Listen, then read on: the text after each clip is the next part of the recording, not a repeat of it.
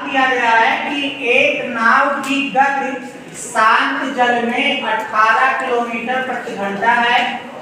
वह 24 किलोमीटर धारा के विरुद्ध जाने में और 24 किलोमीटर धारा की दिशा में आने पर 1 घंटा अधिक समय लेती है। तो धारा की चाल ज्ञात कीजिए। यहाँ हम थोड़ा समझ लेते हैं कि जैसे ये नदी है और नदी का चौड़ाई दे रखा है 24 किलोमीटर दे रखा है। अब 24 किलोमीटर ये नाव अगर मान लेते हैं कि पानी इस दिशा में बह रहा है, ऐसे इस दिशा में जा रहा है, तो स्वाभाविक है कि धारा की दिशा में जब नाव जाएगा तो उसे जाने में कम समय लगेगा। लेकिन जब धारा के विपरीत दिशा में लौट कर आएगा तो धारा की चाल नाव को रोकेगा। जितना भी मान लेते हैं अगर 2-4 किलोमीटर जो भी चाल उसका होगा वो नाव को रोकेगा, अर्थात वापस आने में नाव को ज्यादा समय लगेगा। धारा के विपरीत दिशा में वापस आने में नाव को ज्यादा समय लगेगा। तो ऐसे यहाँ पे हम मान लेते हैं, दिया गया है कि धारा की चाल बराबर, माना कि धारा की चाल बराबर x किलोमीटर प्रति घंटा हो गया। अब जब धारा की चाल x किलोमीटर प्रति घंटा हो गया तो जब धारा के दिशा में नाव की चाल, यानी अब हम धारा की दिशा में अगर नाव की चाल देखें तो 18 किलोमीटर प्रति घंटा मान लेते हैं, इसका चाल है दिया है, तो इसका x किलोमीटर जो माने हैं ये इसमें जुड़ जाएगा। अर्थात इसका चाल हो जाएगा यहाँ पे धारा की दिशा में नाव की चाल बराबर 18 प्लस x किलोमीटर प्रति घंटा हो जाएगा। और धारा के विपरीत दिशा में नाव की चाल 18 माइनस x किलोमीटर प्रति घंटा हो जाएगा। इतना ये हो जाएगा। अब यहाँ पर हम शर्त रखते हैं, देख रहे हैं हमें यही दूरी तय करवाना है 24 किलोमीटर। अब 24 किलोमीटर दूरी तय करने में धारा की दिशा में जब नाव जाएगी तो उसमें लगा समय हो जाएगा 24/18 प्लस x, इतना घंटा हो जाएगा।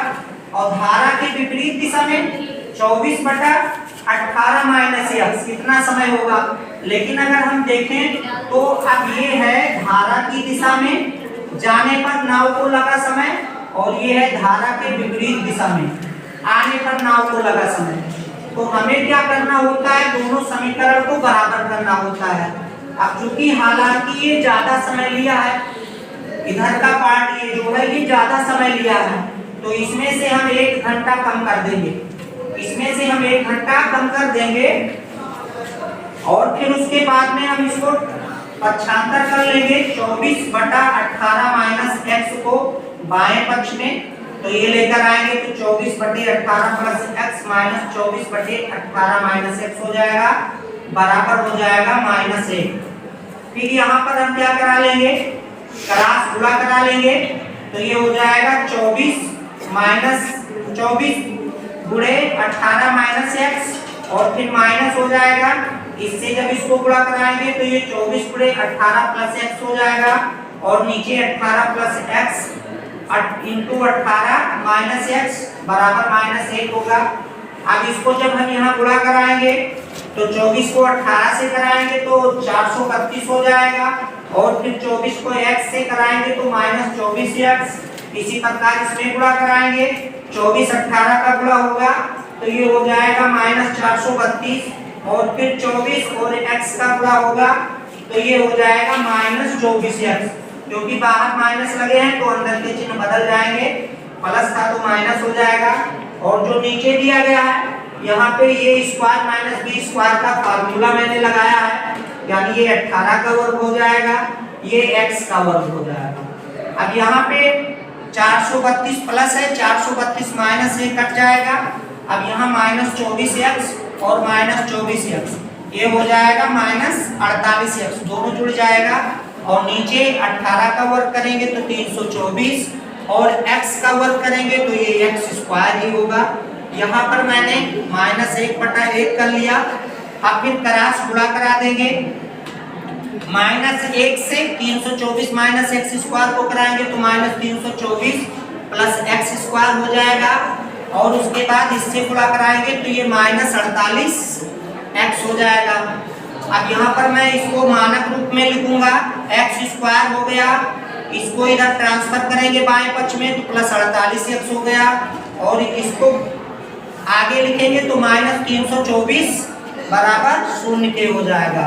अब यहाँ पर इसका फैक्टर कर लेंगे तो ये हो जाएगा एक्स स्क्वायर प्लस 48 दिया गया है। जब 324 का हम फैक्टर करेंगे तो इसका टुकड़ा आएगा 2 गुणे 2 गुणे 3 गुणे 3 गुणे 3, इतना बार आएगा जिसमें हम गुणा करा लेंगे, नहीं एक 3 इसमें और आ जाएगा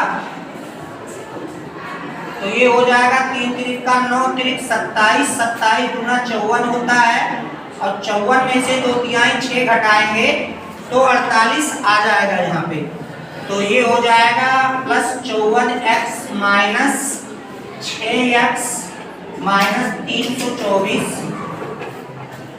बराबर 0 के हो जाएगा।